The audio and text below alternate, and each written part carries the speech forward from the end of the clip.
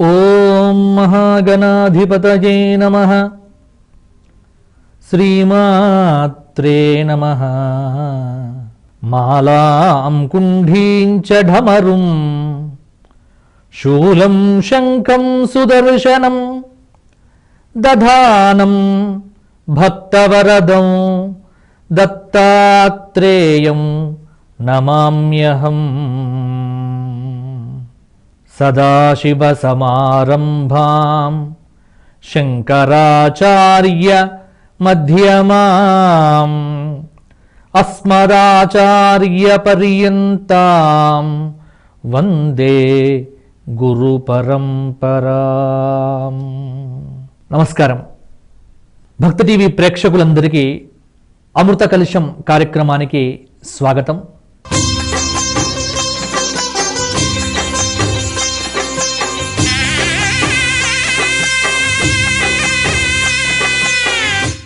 ఈ అమృత కలశంలో మనం గురు పరంపర వైభవాన్ని చెప్పుకుంటూ వస్తున్నాం. గురు పరంపరలో శక్తి కుమారుడైనటువంటి పరాశరుడికి ద్వీపంలో కలిగినటువంటి పుత్రుడు కృష్ణద్వైపాయనుడు అయ్యాడు. అంటే ఎంత గొప్ప వంశం చూడండి. పరాశరుడుకు తండ్రి శక్తి, శక్తికి తండ్రి ఎవరండి? వశిష్ఠుడు. అంటే వశిష్ఠుడికి ఏమవుతాడు? వ్యాసుడు మనవడవుతాడు.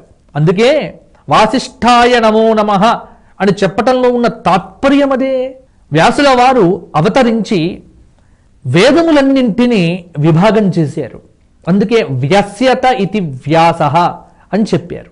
వేదములను విభజన చేసి పైలుడనేటువంటి శిష్యుడికి ఋగ్వేదమును, వైశంపాయనుడు అనేటువంటి శిష్యుడికి యజుర్వేదమును, జైమిని అనేటువంటి శిష్యుడికి సామవేదమును, సుమంతుడు అనేటువంటి శిష్యుడికి అధర్వణ వేదమును బోధించాడు. ఇట్టి వేదమును చక్కగా విభజన చేసి మరి వేదార్థము కలియుగంలో ఉన్నటువంటి ప్రజలందరికీ చెప్పాలి. కాబట్టి అందరికీ చెప్పాలి అన్నప్పుడు వర్ణాశ్రమ ధర్మ ప్రకారంగా ఎవరికి ఎట్టి యోగ్యతలు ఉంటాయో అట్టి యోగ్యతలు కలిగినటువంటి వాడికి ఆ ధర్మముల యొక్క రహస్యము తెలియాలి అనేటువంటి చక్కటి సదుద్దేశ్యముతో ఇతిహాస పురాణాభ్యాం వేదం సముపబృంహయేత్ అని మనకు శాస్త్రవాక్కు. కాబట్టి వేదవ్యాస భగవానుడు ఇతిహాస పురాణముల యందు అట్టి వేదార్థమునంతా కూడా చక్కగా నిలిపి ఇతిహాస పురాణ సంస్కృతినంతా కూడా మనకు ఇచ్చాడు. అందుకే శాంతో దాంతః కులీనశ్చ వినీతః శుద్ధవేషవాన్ శుద్ధాచారః సుప్రతిష్ఠః శుచిః దక్షః సుబుద్ధిమాన్ అధ్యాత్మ జ్ఞానశ్చ మంత్రతంత్ర విశారదః నిగ్రహ సగ్రహే శక్తో గురురిత్యభిధీయతి. గురువు అనేటువంటి మాటకు మనకు శాస్త్రం చెప్పినటువంటి మాట. కాబట్టి శాంతుడై, దాంతుడై, కులీనుడై, వినీతుడై, శుద్ధవేషధారి అయి, శుద్ధమైనటువంటి ఆచారములు కలిగినటువంటి వాడై, మంచి బుద్ధిమంతుడైనటువంటి వ్యక్తి మాత్రమే ఈ జగత్తుకు గురువు కాగలడు. అట్టి గురు పరంపరలో వ్యాస భగవానుడు ఒక మణిదీపంగా మనం చెప్పుకోవచ్చు. కాబట్టి వ్యాసుడు లేకపోతే కనుక ఇవాళ ఈ సంస్కృతి లేదండి. వ్యాసుని ద్వారానే ఈ సంస్కృతి అంతా కూడా నిలబడ్డది అన్నారు. కాబట్టి వ్యాస భగవానుడు పురాణ సంస్కృతిని, ఇటు వేద సంస్కృతిని, ఇటు శాస్త్ర సంస్కృతిని ఇలా ఎన్నో చేశాడు. చెయ్యడం కాదు, ఒక వంశాన్ని నిలిపాడు. తల్లికి మాట ఇచ్చాడండి వ్యాస భగవానుడు. ఒక ద్వీపంలో పుట్టాడు. ఎక్కడైతే నల్ల జింకలు బాగా తిరుగుతాయో అది కృష్ణద్వీపం. అట్టి ద్వీపంలో పుట్టాడు కాబట్టి కృష్ణద్వైపాయనుడు అని పేరు పెట్టారు. సత్యవతీదేవి మత్స్యగంధి, ఆవిడ యొక్క శీలం నష్టం కాకుండా సత్సంతానం పొందాడు. పుట్టడమే దండకమండలాలు ధరించి 7 సంవత్సరముల పిల్లవాడిగా అవతరిస్తే తల్లి అనుకున్నది ఇక వీడు నా దగ్గర ఉండడు అని. తల్లికి నమస్కారం చేసి వ్యాస భగవానుడు ఒక మాట అంటాడు, అమ్మా యదా యదా మాం స్మరేత్ అమ్మా ఎప్పుడెప్పుడు నీకు కష్టం వస్తే నన్ను పిలుస్తావో అప్పుడు వస్తాను తల్లి నీ దగ్గరికి అని మాతృ రుణమును తీర్చుకునే ప్రయత్నం చేశాడు. తల్లి యొక్క కోరికను తీర్చటానికి వ్యాస భగవానుడు ఎంత ప్రయత్నం చేశాడో మనం భారతాది గ్రంథ పరిశీలన ద్వారా తెలుసుకోవచ్చు. అందుకే ఈ జగత్తులో తల్లి యొక్క వైభవాన్ని చెప్పినటువంటి మహనీయులు 3 పురుషులండి. ఎప్పుడు ఇది మనం స్మరించుకోవాలి. దేవత కోసం ఎప్పుడు పిలిచినా వచ్చినటువంటి మహానుభావులు ఈ జగత్తులో మన గురు పరంపరలో ఉన్నారు, వారు 3 కూడా. అందుకే మనం అదృష్టవంతులం. ఇటువంటి మహనీయులు గురు పరంపరలో ఉండటం వల్ల, అట్టి పరంపరకు చెందినటువంటి వ్యక్తులు మనందరం కావటం వల్ల మనం కూడా ఒక విశేషమైనటువంటి స్థాయిని పొందగలిగాము.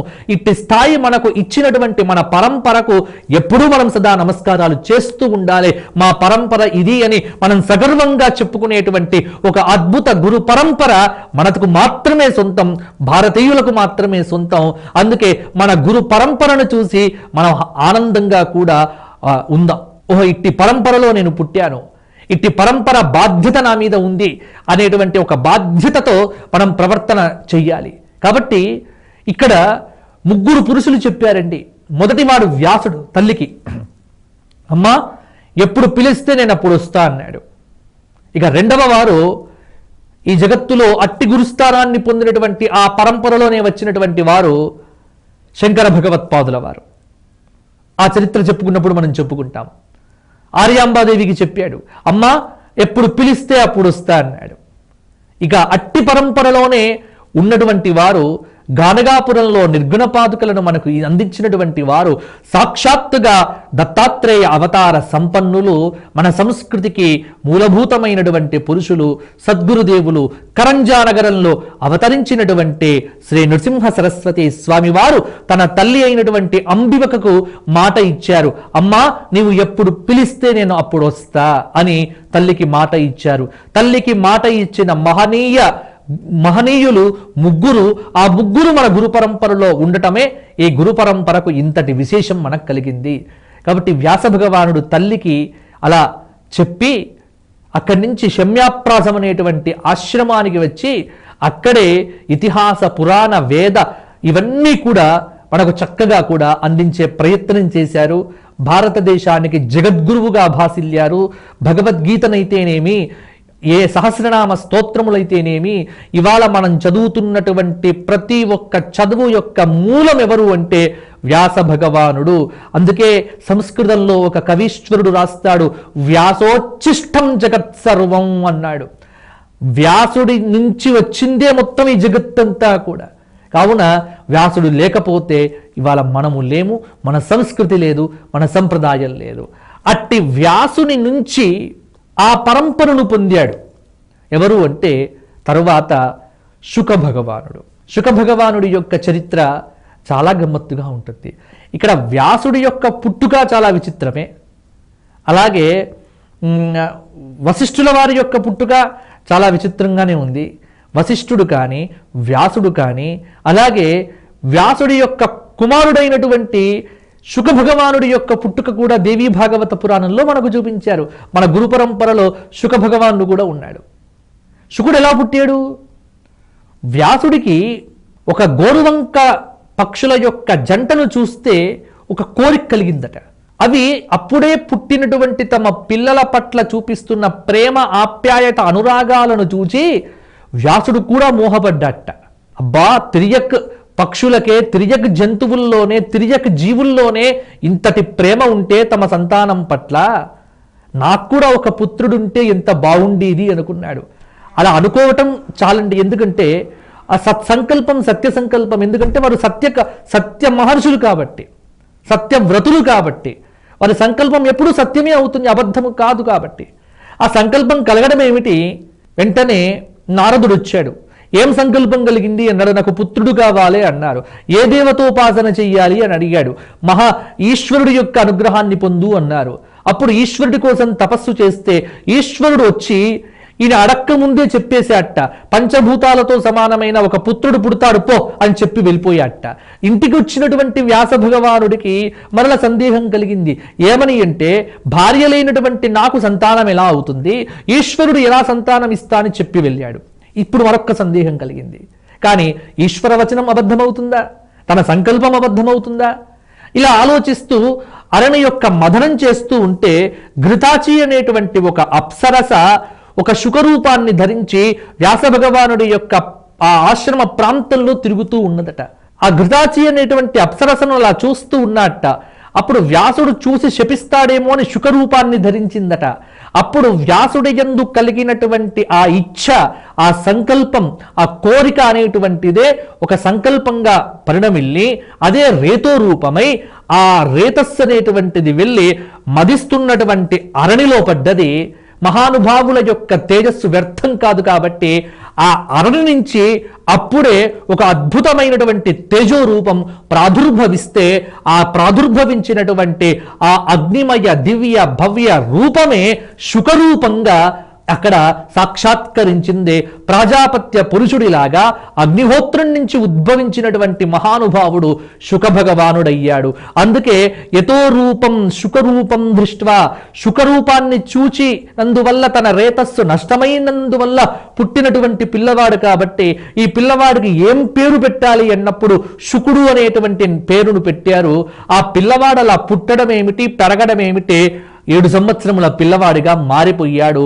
భారతదేశ ఔన్నత్యానికి, భారతదేశం యొక్క గొప్పతనానికి కారణమైనటువంటి గురు పరంపరలో ఒక విశేషమైనటువంటి స్థానాన్ని దక్కించుకున్నటువంటి శుక భగవానుడి యొక్క పుట్టుక కూడా అద్భుతమైనటువంటి పుట్టుక. అవతార పురుషుడు ఈ జగత్తున అవతరించాడు శుక భగవానుడు. మహాజ్ఞాని, గర్భయోగి అన్నారు ఆయనను. అంటే యోగీశ్వరుడిగా ఆయన అవతరించాడు. పుట్టిన నాటి నుంచి వేదాంతము తప్ప ఇంకొకటి తెలియదు, కోరిక లేదు, ప్రశాంతమైనటువంటి జీవనము, అద్భుతమైనటువంటి ముఖ సౌందర్యము. శుకుడు 16 సంవత్సరముల పిల్లవాడిగానే భాసిల్లుతూ ఉంటాడు సదా సదా సదా, ఎల్లప్పుడూ ఎల్లప్పుడూ కూడా. శుకుడు పుట్టిన తరువాత అన్ని అధ్యయనం చేశాడు. తాను నేర్చుకున్నటువంటి విద్యనంతా శుకుడికి అప్పచెప్పాడు. కానీ శుకుడు బ్రహ్మజ్ఞాని, విరాగి, వేదాంతి.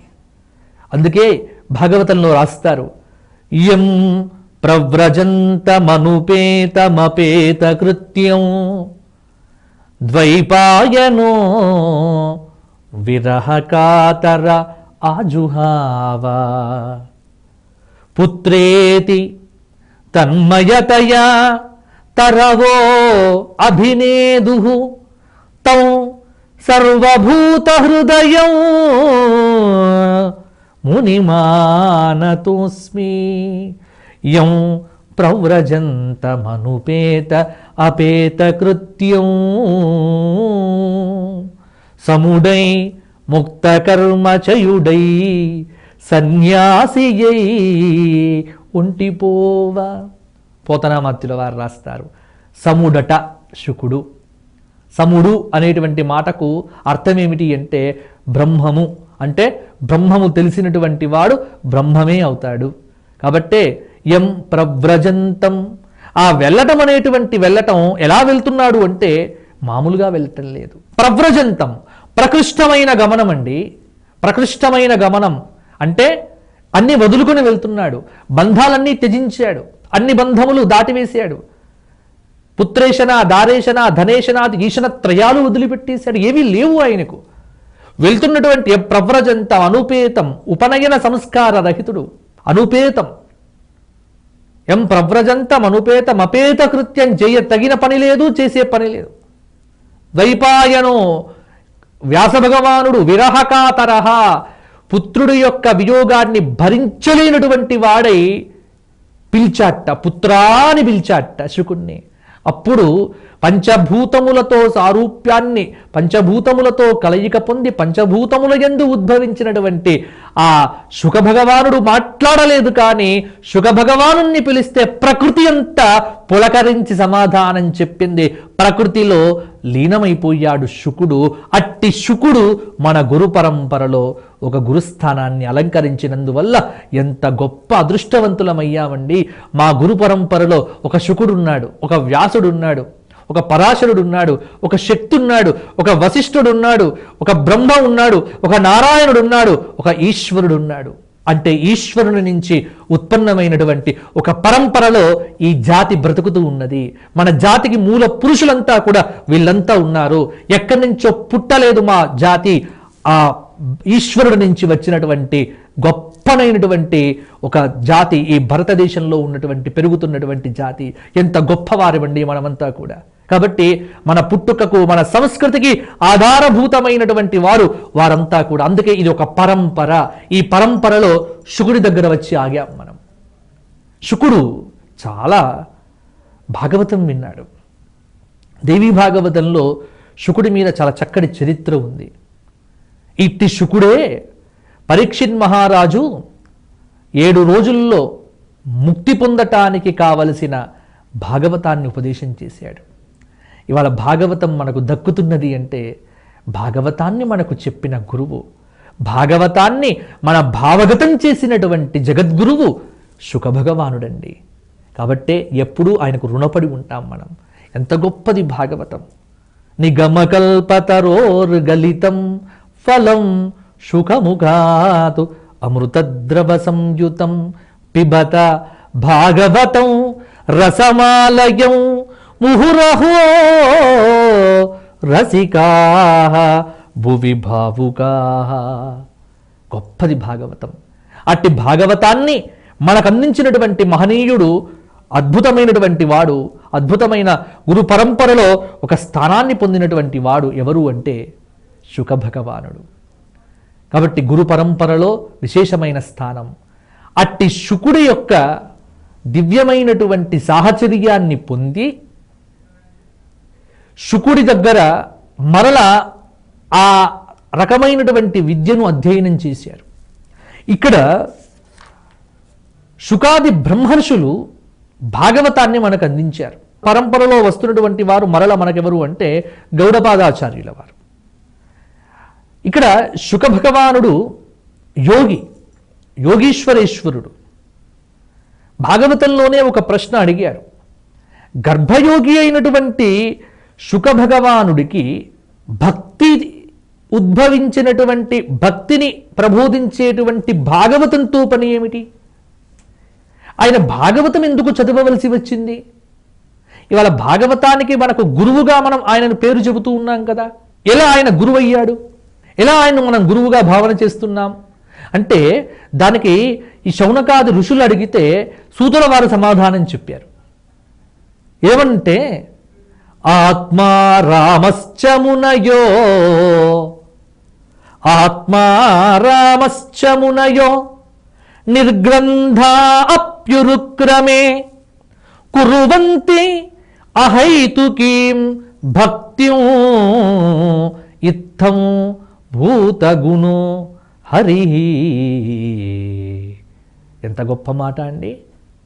చక్కటి మాట మాట్లాడారు.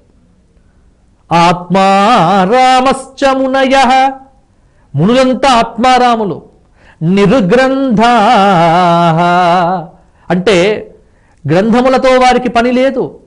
అపి ఉరుక్రమి, అయినప్పటికీ ఉరుక్రముడైనటువంటి అఖిలాండకోటి బ్రహ్మాండ నాయకుడైన ఆదిమధ్యాంతరహితుడైన నారాయణుడి యందు ఎప్పుడు కూడా నిష్కారణమైనటువంటి భక్తిని చూపుతూ ఉంటారు. ఎందుకు అంటే నారాయణుడట్టివాడు కాబట్టి, దానికి కారణం లేకపోవటమే నిజమైన కారణం కాబట్టి అన్నారు. దానికి రీజన్ లేకపోవటమే నిజమైన రీజన్ అన్నారు. కొన్నిటికి కారణం ఉండదు, కారణం ఉండకపోవటమే కారణం లేకపోవటం. కాబట్టి శుకుడు భాగవతాన్ని అధ్యయనం చేశాడు. ఇవాళ ఈ జగత్తుకు భాగవతం అనే జ్ఞాన దీపాన్ని వెలిగించి మనందరి యొక్క సమస్తమైనటువంటి ప్రజలందరి యొక్క అజ్ఞానాన్ని పారత్రోలి మనందరికీ కూడా గురుస్వరూపంలో నిలబడినటువంటి వాడు ఖచ్చితంగా శుకభగవానుడే.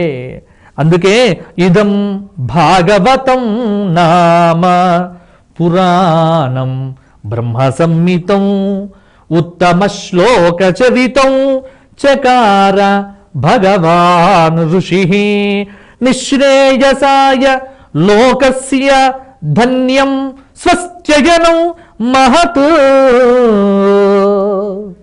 పునర్విమర్శ గావించుకున్న పిమ్మట ఆత్మానుభవంలో అంతకు పూర్వమే నిమగ్నుడైనట్టి తన పుత్రుడైనటువంటి శుకుడికి ఇట్టి భాగవతాన్ని ఉపదేశం చేశాడు, కృతార్థుడయ్యాడు. అంటే వ్యాసుడు జగత్తంతా సేవించేటువంటి వాంగ్మయ అమృతాన్ని మన జగత్తుకంతా కూడా ప్రసాదం చేశారు. కాబట్టి మహాపురుషుల యొక్క జన్మ వృత్తాంతాలు ఎంతో విలక్షణంగా ఉంటాయి. సాధారణ బుద్ధికి అర్థం కానటువంటి అంతరార్థాలు, పరమార్థాలు ఆ జన్మల్లో దాగి ఉన్నాయి. కానీ మీరు జన్మల యొక్క విషయాన్ని పైపైన చూస్తే మీకు ఏమీ కనిపించదు. కానీ అవతార పురుషుల యొక్క అవతార తత్వమును మనం పొందాలి అన్నప్పుడు వారి అనుగ్రహాన్ని ముందు మనం పొందాల్సి వస్తుంది. కాబట్టే బ్రహ్మసూత్రకృతే తస్మై వేదవ్యాసాయ వేదసే జ్ఞానశక్త్యవతారాయ నమో భగవతే హరేహే అని బ్రహ్మసూత్రకర్త అయినటువంటి నారాయణుని యొక్క జ్ఞానశక్తి అవతారమైన వేదవ్యాసుడికి నమస్కారం. ఎందుకు అంటే వేదవ్యాసనామం నివాసం సరస్వతీ వాసం, జగత్తుకు నిజమైన జ్ఞానభిక్ష పెట్టినటువంటి వాడు వ్యాస భగవానుడు. అట్టి వ్యాస భగవానుడి యొక్క జ్ఞానాన్ని పొంది బ్రహ్మజ్ఞాని అయి అట్టి బ్రహ్మజ్ఞాన అమృతాన్ని ఈ జగత్తుకు అందించినటువంటి మరొక్క ఋషి మనకు శుక భగవానుడయ్యాడు. కాబట్టి శుకుడు గురు పరంపరలో అద్భుతమైనటువంటి స్థానాన్ని పొందాడు. కాబట్టి మన పరంపరని చూసి మనం గర్వపడాలండి. కాబట్టి ఇక్కడ వ్యాసుడి తరువాత మరలా మనకు శుకుడు ఈ గురు పరంపరలో చాలా అద్భుతమైనటువంటి స్థానాన్ని పొందాడు. ఇక శుకుడి తరువాత శుకుడి యొక్క సాహచర్యాన్ని పొంది శుకుడిలో ఉన్నటువంటి జ్ఞాన విజ్ఞానమునంతా కూడా ఇవాళ జగత్తుకు అందించే ప్రయత్నం ఎవరు చేశారు అన్నప్పుడు మనకు చాలా సందేహాలు కలుగుతాయి. ఇక్కడి వరకు వచ్చేసరికి ఇవన్నీ కూడా అవతారాలు, పూర్వయుగాలకు సంబంధించినటువంటి అవతారాలు. కానీ ఈ అవతారములకు కలియుగానికి ఒక అనుసంధానకర్తగా పనిచేసి ఒక అనుసంధానం చేసి మనకు అందించినటువంటి వారు ఎవరు అంటే గౌడపాదాచార్యుల వారు. ఈ గౌడపాదులు వారి యొక్క విశేషాంశములు మనం అంటే గురు పరంపరలో తరువాత పేర్కొనదగినటువంటి గురువుల యొక్క వైభవాన్ని మనం తర్వాయి భాగంలో చెప్పుకుందాం. సర్వం శ్రీ పరమేశ్వర దివ్య చరణారవిందార్పణమస్తు. లోకా సమస్తా సుఖినో భవంతు. ధర్మస్య విజయోస్తు, అధర్మస్య నాశోస్తు. ప్రాణిష సద్భావన అస్తు. పితా యథా రక్షతి పుత్రమీశ జగత్పితా త్వం జగతః సహాయః కృతాపరాధం తవ సర్వకార్యే కృపానిధే మాం శివ పాహి శంభో.